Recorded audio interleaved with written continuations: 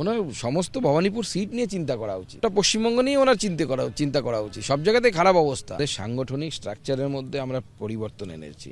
আমাদের বিজেপিতে আপনারা জানেন জেলার নিচে মণ্ডলের নিচে শক্তি কেন্দ্র কাজ করতে এবং বুথ কাজ করে। আমরা কলকাতার জন্য এবার স্পেশাল প্ল্যানিং করেছি, আপনারা নিশ্চয়ই জেনেছেন, সেটা ওয়ার্ড কনভেনার নিযুক্ত হয়েছে। আগে ওয়ার্ডের কনভেনার বহু আগে একসময় বিজেপিতে ছিল, পরবর্তী সময় ওয়ার্ড কনভেনার কনসেপ্টটা উঠে গেছে।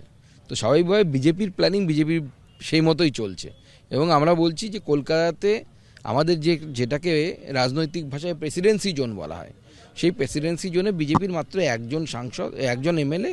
আমরা কলকাতাতে বিশেষ করে একদম মূল কলকাতা যাকে বলি, উত্তর কলকাতা, দক্ষিণ কলকাতা, দমদমের কিছুটা অংশ বা এদিকে হাওড়া ধরুন, এই বৃহত্তর কলকাতা, সেই কলকাতার মধ্যে Bharatiya Janata party significant number of seat পাবে।